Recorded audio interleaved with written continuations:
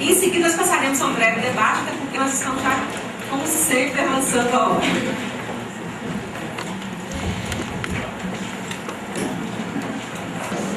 Primeiramente, a todos e de quanto emprego já agradeço a doutora Sueli pelo convite que foi feito e ter a possibilidade de podermos colocar em análise, questionar um campo problemático tão vasto e tão, ao mesmo tempo, sedutor do ponto de vista de podermos pensá-lo e colocar em discussão um espaço como este que hoje. Bom, para falar de assédio moral, uma coisa que me chama assim, bastante atenção é como o assédio moral ele se mistura, se entrelaça com outros pontos, com outros campos problemáticos tão, ao mesmo tempo, instigantes. Como, por exemplo, a questão dos acidentes de trabalho. Em princípio, eu pensei em trazer uma vinculação, uma problemática desses dois campos, mas infelizmente o tempo era muito curto e não seria possível. E então deixei de lado e pensei em falar mais sobre a questão do assédio moral ligado a algumas questões que um pensador francês chamado Michel Foucault trouxe através dos seus questionamentos acerca do poder, e, consequentemente, um questionamento acerca do sujeito contemporâneo. Bom, quando nós falamos em assédio moral, a primeira coisa que me vem à cabeça seria que práticas no cotidiano nós colocamos em funcionamento para que esse assédio moral e os seus efeitos tenham visibilidade e digam alguma coisa. Eu acho que essa questão é essencial. Pensar em assédio moral não é apenas categorizá-lo ou dizer o que é e o que deixou de ser, mas pensar principalmente no seu campo de produção. Isso é fundamental.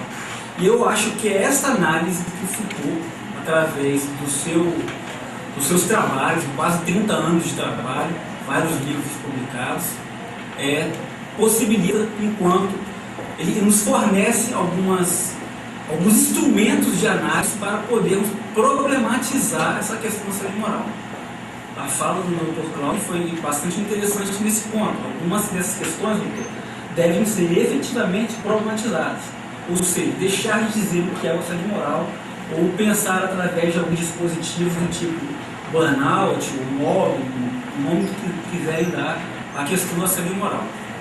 Eu botei moral entre aspas aqui porque, na verdade, eu não consigo pensar moral afastado dos conceitos de Nietzsche em relação à moral, o que ele chama de moral, que não seria essa moral do senso comum. Ele realmente consegue fazer uma abordagem que foge dessa perspectiva de moral enquanto algo da naturalidade, né? O homem como um ser moral. Bom, como eu disse, para pensarmos a questão do assédio moral, eu acho que se torna fundamental, pelo menos, com uma perspectiva de análise, trazer algumas contribuições do Foucault, do Michel Foucault, em relação ao que ele chama de relações de poder. E para falar de relações de poder, temos que necessariamente, é impreterível isso, inadiável de passagem, pensarmos em algumas questões do que nós estamos chamando de poder. A gente escuta constantemente se falar de poder e, ao mesmo tempo, não escuta realmente como poderíamos pensar a questão do poder. Só vejo dizer o que é, quem o exerce, onde ele está. Eu lembro de algumas palestras anteriores que se discutia quem tem mais poder, o Ministério Público do Trabalho ou o Justiça do Trabalho. Bom, isso não interessa. Agora devemos pensar o que nós estamos chamando de poder. Bom, senhores, eu não viso aqui com essa ideia de fazer uma análise do assédio moral através de uma perspectiva Foucaultiana, um reducionismo, ou seja, vamos pegar agora o que Foucault chamou de relações de poder e vamos pensar o assédio moral. Não é necessariamente isso. Eu acho que é mais um campo, mais uma possibilidade de análise que ele, através dos seus instrumentos de intervenção, nos fornece. Por isso eu recomendo a quem tiver a oportunidade em termos de curiosidade e realmente quiser pensar algumas questões do assédio moral, que entre em contato um pouco mais profundamente com essas contribuições do Foucault.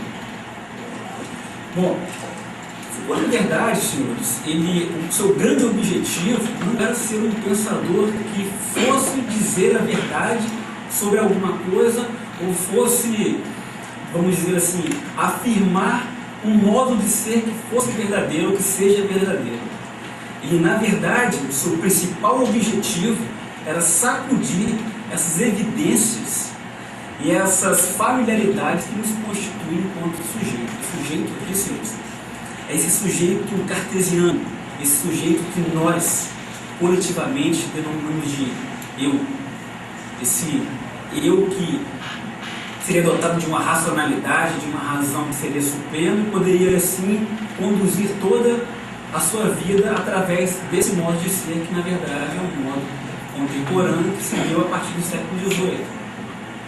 Então, na verdade, Foucault ele busca, através dos seus trabalhos, justamente pensar essa questão do sujeito. Ele diz: o objetivo do meu trabalho não é analisar o fenômeno do poder, nem elaborar os fundamentos de tal análise. Por exemplo, como uma teoria geral do funcionamento do poder. O meu objetivo foi criar uma história dos diferentes modos pelos quais, em nossa cultura, os seres humanos tornam-se sujeitos. Esta foi a principal questão do Foucault.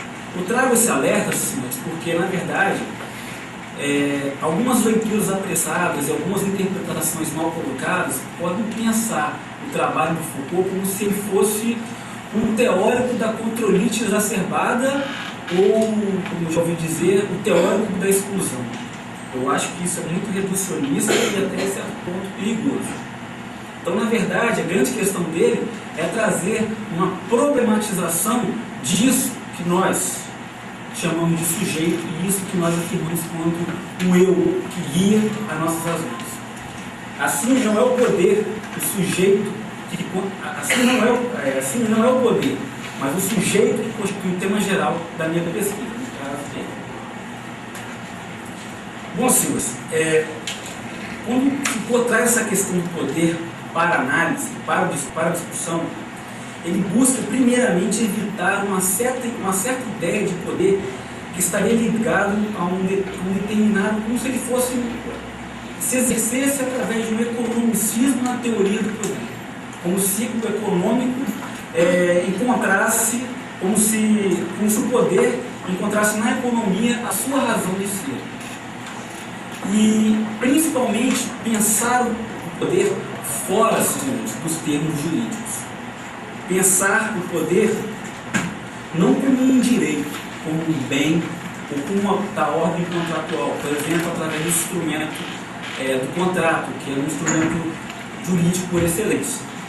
Ele tenta justamente, senhores, pensar o poder através de um outro foco que não seja através dos termos jurídicos e principalmente através dos aparelhos de Estado, ou seja, como se os órgãos estatais, como se o governo federal, o governo municipal, estadual, as suas instâncias fossem os principais emanadores de poder, e através desse exercício do poder nós seguiríamos os trâmites dessa afirmação de um poder geral.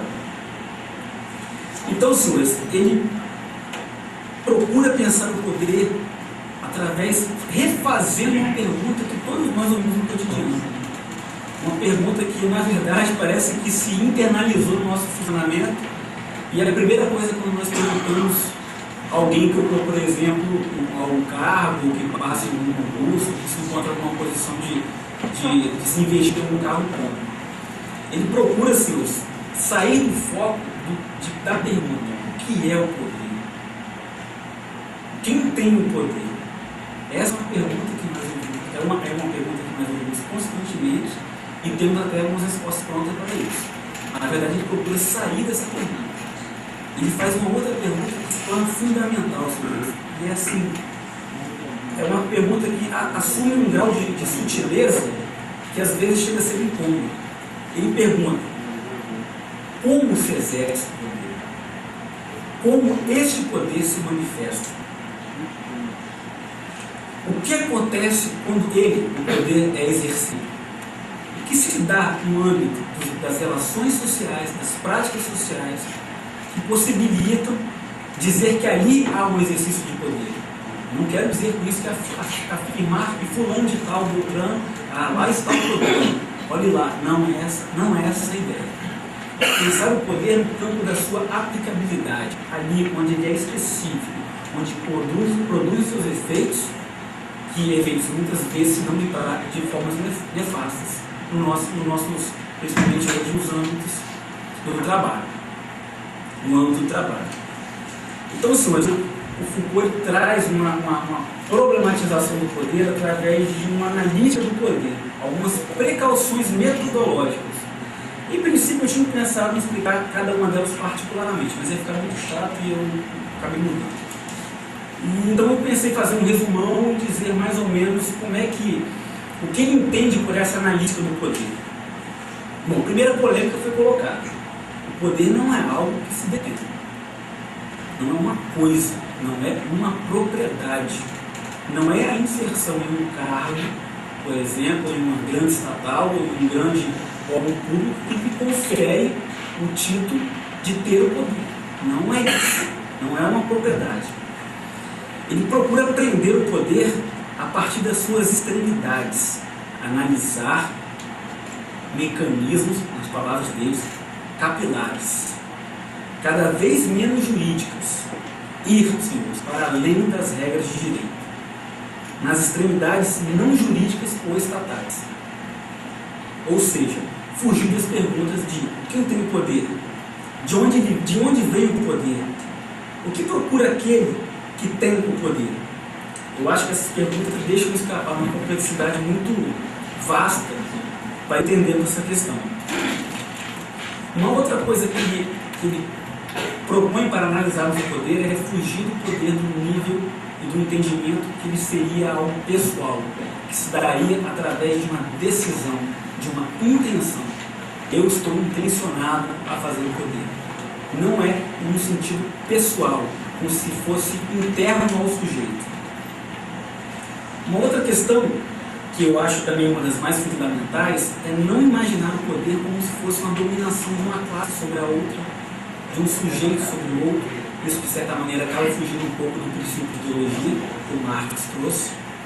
Então, ele procura não individualizar o poder, apontar, olha, ali estão os dominados, aqui estão os dominantes. Ele procura, na verdade, saber que relações se dão entre esses dois polos, por exemplo, e não os polos individualmente.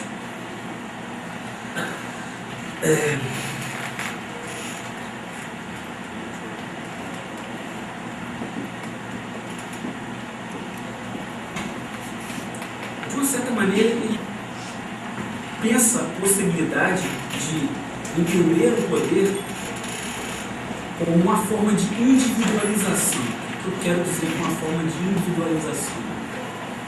Quando esse poder começa a formar subjetividades, formar sujeitos. Por isso é importante a análise das relações de poder. E um outro ponto bastante interessante que ele traz em relação para pensarmos como os mecanismos de poder se dão nas suas extremidades, como ele bem disse uma vez, através dos seus mecanismos infinitesimais.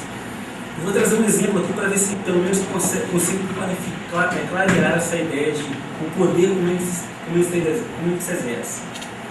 Bom, senhores, essa polícia que nós conhecemos hoje, essa instituição de polícia, ela não surgiu dessa forma que se encontra hoje, isso é muito óbvio. Mas ela se deu através do surgimento de pequenos mecanismos, pequenas práticas de exercício de poder que ocorreram, por exemplo, no século XVIII. No início, a polícia ela existia em que sentido? Não era para manter a ordem ou a lei, ou para garantir um direito, ou para, por exemplo, garantir a reintegração de posse de algum terreno ou coisa do gênero. Ela não estava atrelada ao jurídico.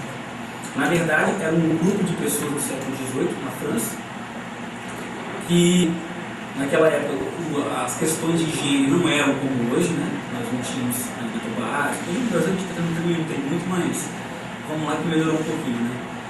Que não tinha saneamento básico, as questões de higiene eram muito precárias, muitas pessoas vinham a morrer em virtude de não tratamentos médicos ou de doenças que hoje, por exemplo, estão erradicadas. E isso, de uma certa forma, incomodava um certo crescimento industrial, que, como todos sabem, começou a partir do século XVIII. Pessoas morrendo não é muito interessante quando se quer ter mão de obra, principalmente mão de obra abundante. Então é preciso que se evitar esse conjunto de mortes. Então um grupo de pessoas começou a fiscalizar, a exercer um certo poder sobre a higienização das pessoas. Quem deveria se cuidar, de que forma, como, quando, de que maneira. E esses mecanismos eram mecanismos eficazes de poder. Aí está o exercício de poder.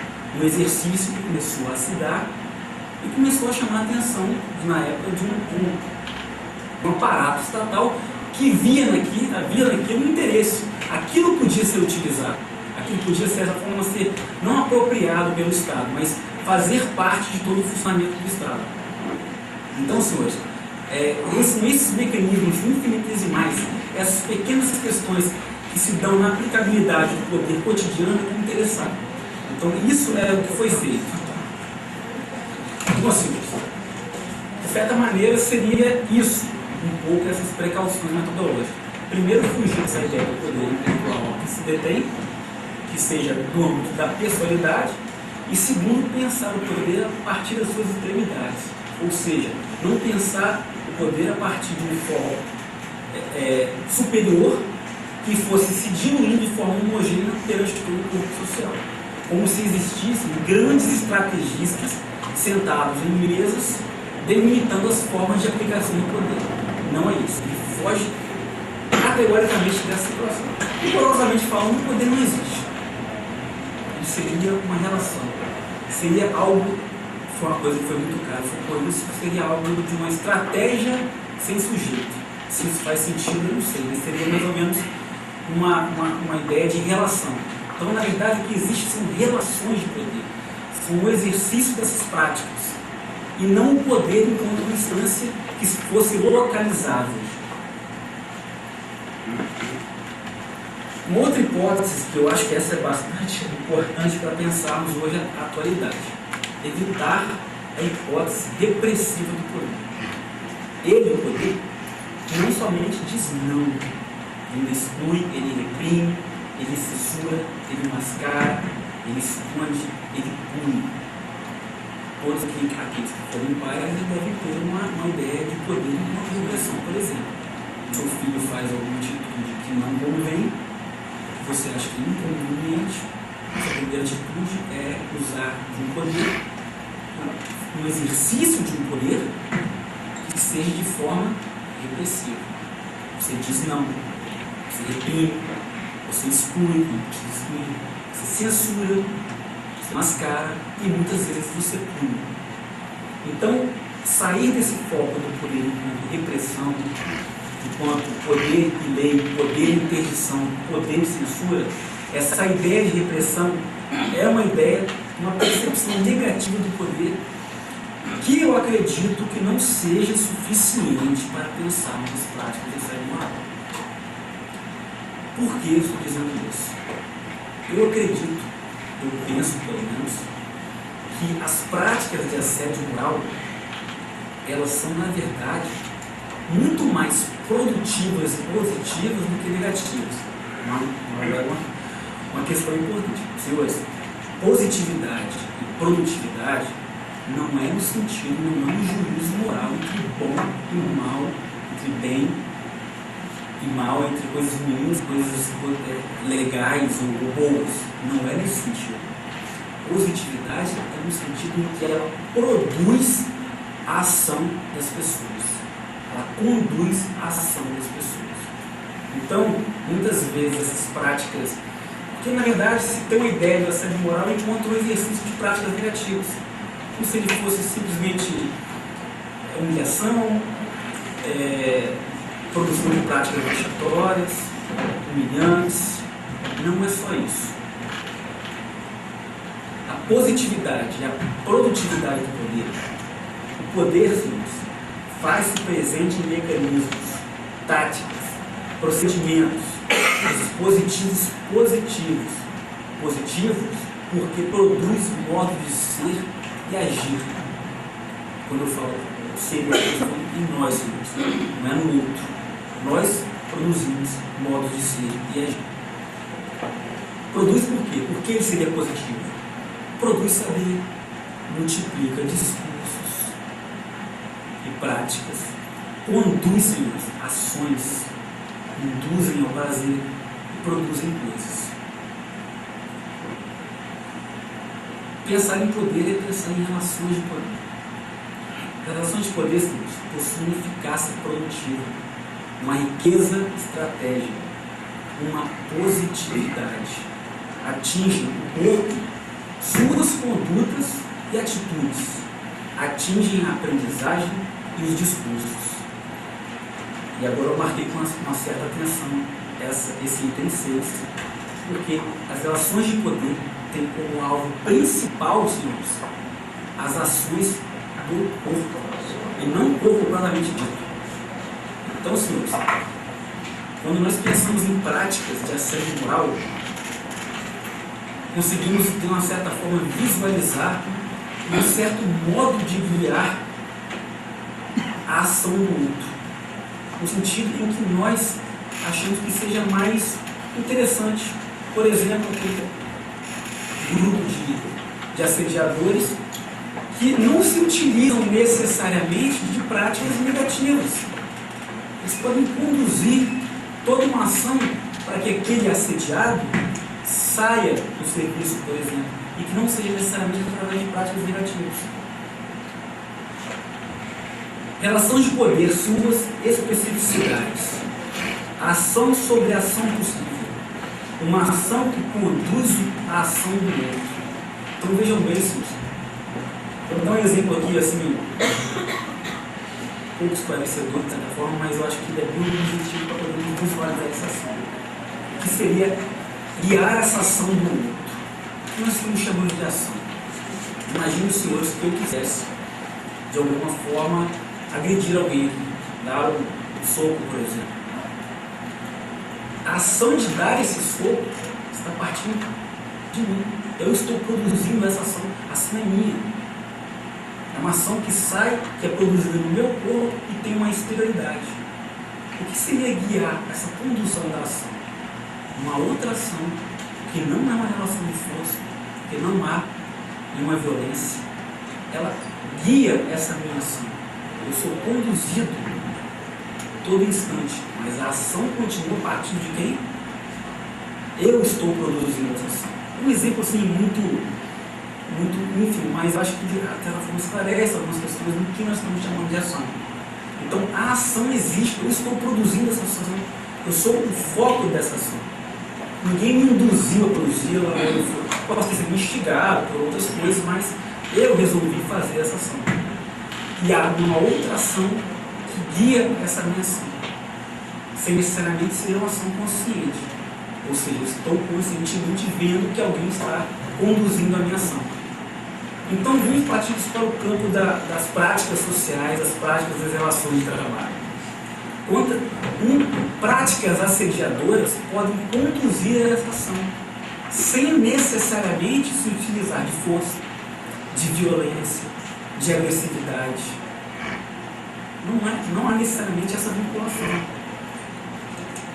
As relações de poder não agem diretamente ou imediatamente sobre o corpo, mas agem sobre sua própria ação. De uma certa forma, isso é fundamental para pensarmos essas questões das práticas de assédio moral. Por quê? Relações de poder, sua especificidade.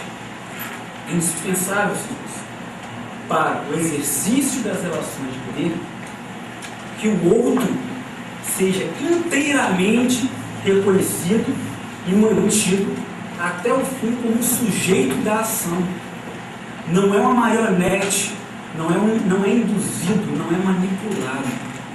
A ação surge no próprio sujeito. Ele a formula, ele a pensa, ele a conduz. Uma ação sobre a ação só pode existir enquanto houver, de certa forma, uma certa autonomia do sujeito.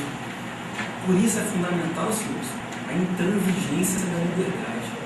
A liberdade é pré-condição para a existência das relações de poder. Sem ela, o que existe é coerção absoluta. Exemplo de coerção absoluta: escravidão, status de dominação. Por quê? Pouca resistência. Por que na escravidão, de uma maneira bem grosseira, poderíamos dizer que não existe relação de poder? De certa forma, no princípio parece meio contraditório. Como uma relação de escravidão não existe relação de poder? É que elas não existem, porque elas são bem pequenas. Por quê? Porque na escravidão, senhores, novamente, o sujeito tem que ser reconhecido e mantido até o fim como sujeito da ação. Na escravidão, o sujeito ele conduz a sua própria ação, ou ele é, de uma certa forma, coagido a produzir uma ação. Será que a escravidão pode ser entendida como, em algum campo, dentro do espectro da liberdade? A não ser a partir do suicídio, né? Acho que tem poucas formas de... Os procuradores que trabalham, geralmente, que nós temos aqui no Ministério Público, com essa questão do trabalho escravo, essa é uma dificuldade. Pensar, por exemplo, que ponto aquela pessoa que se encontra num âmbito de escravidão quase que absoluta, pagando para estar ali, pagando para ser escravizado, pode conduzir a sua própria ação.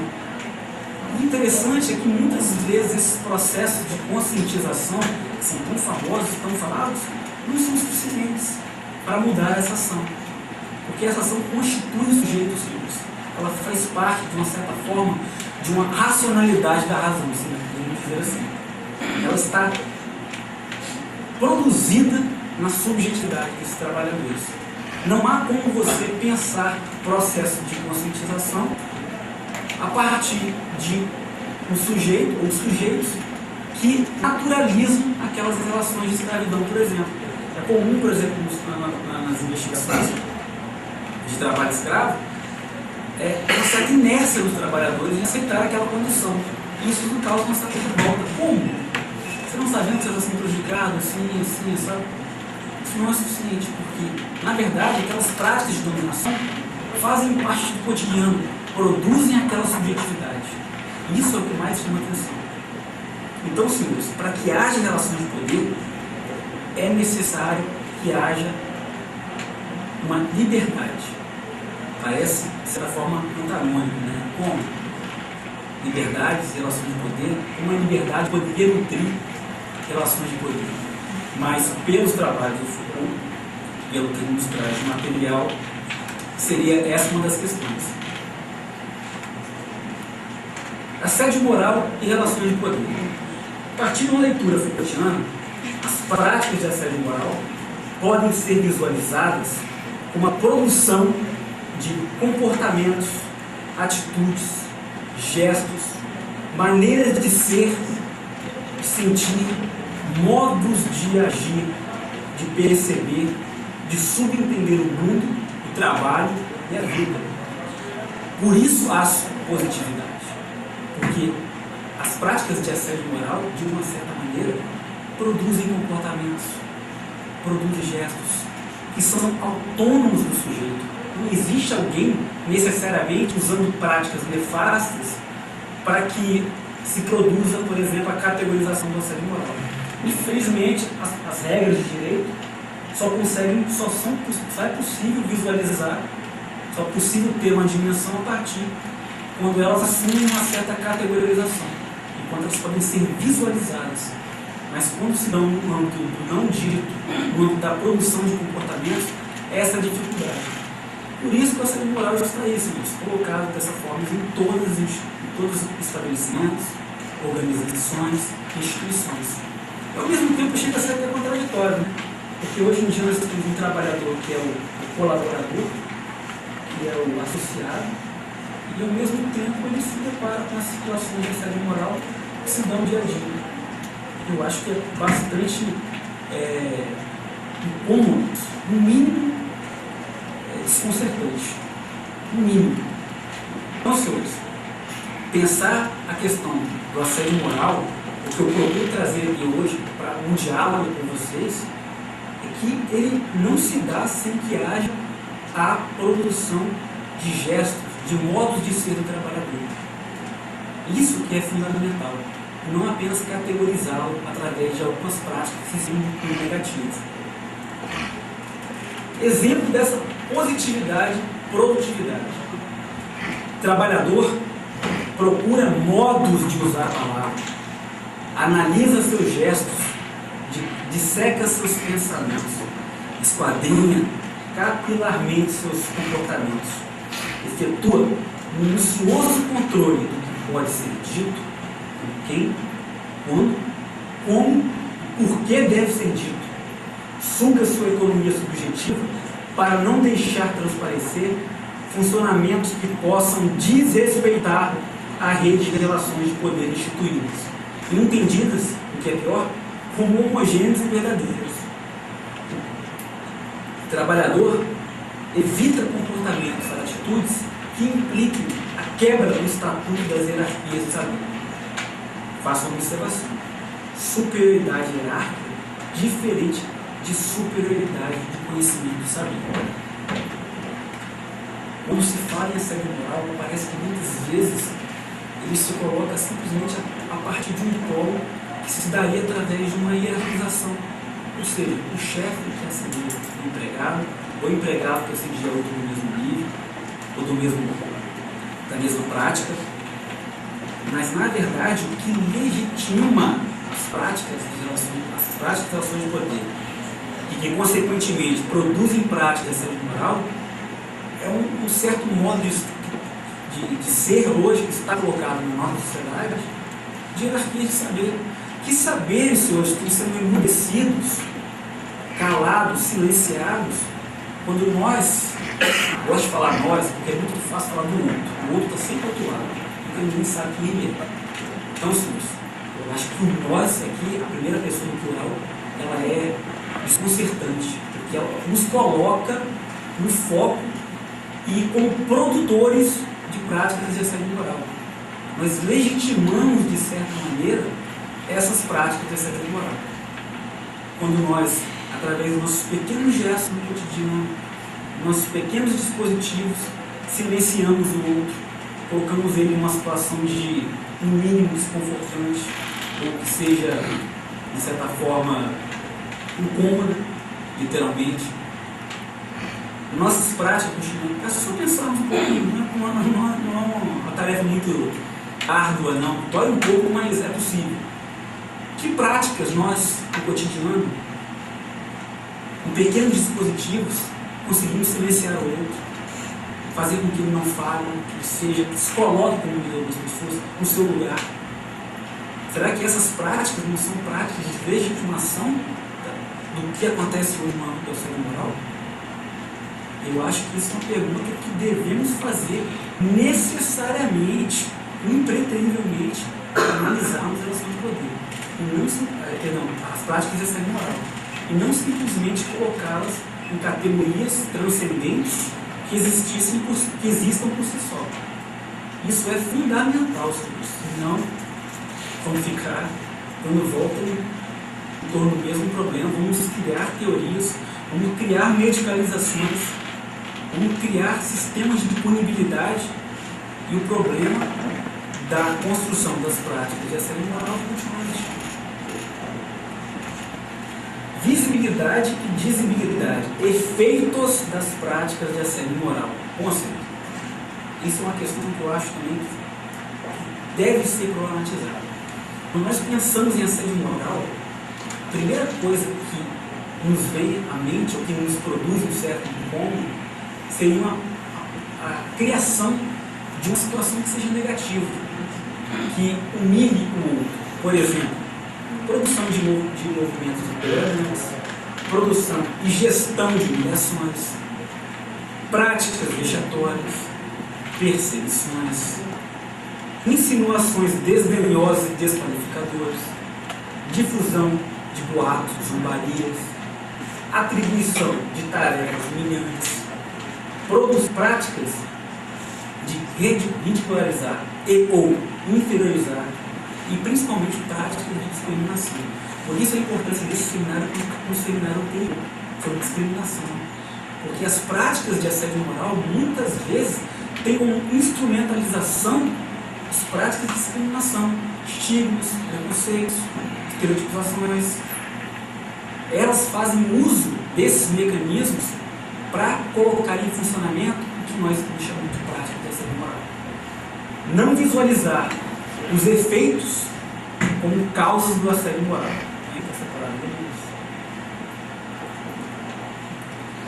Desligamento voluntário, exemplo de visibilidade da especificidade das relações de poder. Porque a liberdade de ação do sujeito faz presente, sem necessariamente ser realizada em virtude de práticas negativas do assédio moral. Ou seja, não acreditar que um desligamento voluntário ele necessariamente ocorreria em virtude disso aqui, de depreciação das pessoas, de colocar as pessoas nos seus devidos lugares. Então, na verdade, esses momentos degradantes, entre essas outras práticas negativadas aqui, são apenas alguns instrumentos que as práticas da assédio moral utilizam, mas não são as primordiais. Muito pelo contrário, essas práticas alcançam uma certa visibilidade e é onde o judiciário muitas vezes atua, nessas práticas. Isso pode ser categorizado, pode ser visto, pode ser mensurado. Tem uma efetividade esse tipo de visibilidade das formas negativas pelas quais as práticas de assédio moral produzem seus efeitos.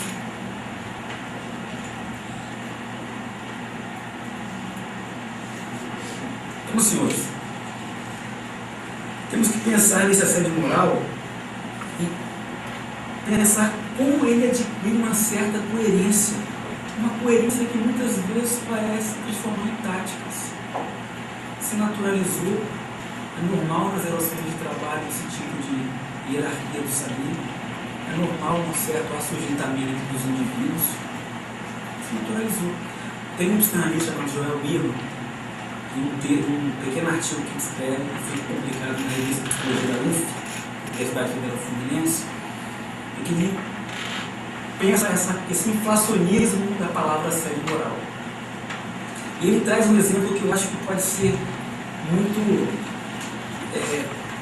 incômodo para pensarmos as questões do assédio moral na nossa contemporaneidade. No século XVIII e XIX, ser mulher era ser necessariamente inferior, era estar colocada em uma situação de total submissão. Ou seja, não era uma questão cultural. Diferença de gênero era naturalizada. E grandes pensadores como Hobbes, por exemplo, e John Locke, comungavam com essa ideia. Como é que comungavam? Eles estavam inseridos nesse tipo de produção que fazia dizer isso, que mulheres eram seres inferiores. Dentro de uma sociedade que a mulher é inferiorizada, não existia assédio sexual. Ele tem uma certa visibilidade e se torna visível e categorizável a partir do momento em que nós conseguimos, de uma certa forma, criar uma equiparação de direitos e deveres entre homens e mulheres. No século XVIII, práticas de assédio sexual que existiam, a mulher era segunda categoria. Não era naturalizado, se inseria na produção da subjetividade daquela época. Então, senhores, podemos transportar de uma certa maneira para a atualidade. Até que ponto nós temos naturalizado essas práticas de assédio moral? Que nós legitimamos o seu funcionamento? Será que apenas dizendo que elas são negativas, que elas humilham, que elas são vexatórias, produzem inferiorização, ridicularização? eu acho que isso é meio, de certo modo, meio óbvio, né? Você está ali, você está vendo alguém ser humilhado. Por isso que eu não gosto da palavra camuflado. Por isso que eu não gosto da palavra camuflar. Camuflar não quer dizer que não exista. Está visível. Todo mundo já passou aquele domingo à noite lá no Disco Routino, e que passa lá a borboleta camuflada numa flor. Depois, no final, ele mostra, olha aqui onde está a borboleta. E ela está visível. Ela está ali, ela está visível. Ou seja, será que nós, no fundo, diante dessas práticas cerebrais, elas não estão visíveis e não queremos ver? Através, por exemplo, desses constantes ajeitamentos do outro que fazemos cotidianamente? Será que queremos ser mais uma borboleta ali no meio da camuflagem? Senhores, está esgotando aqui, eu acho que eu queria falar mais, mas não vai dar tempo. Eu trouxe uma frase que se encontra no livro Vigiar e Punir. Está super fácil de achar. É a última frase do livro. Não tem nada. Só achar, abrir o livro vai estar lá a última frase. Como podemos analisar as relações de poder que produzem práticas cerebral? Está no livro Vigiar e Punir, do Foucault, de 76. Eu acho que dentro do direito é até um livro que tem uma certa... as pessoas têm algum acesso. Então está lá, dá uma olhadinha, a última frase. Nesta humanidade central e centralizada, efeito e instrumento de complexas relações de poder, temos que ouvir o ronco surdo da batalha. Eu acho essa frase linda porque ela nos coloca em uma situação que muitas vezes não queremos estar. Olhar o entre. O que há entre uma produção assediante, o assediador e o assediado? O que se passa nesse meio que não é visualizado, ou que não queremos dar visibilidade? Então, senhores, eu acredito que temos que sair um pouco desse foco que me parece hoje que se dão as práticas de assédio moral, uma avaliação das práticas de assédio moral, que é de uma certa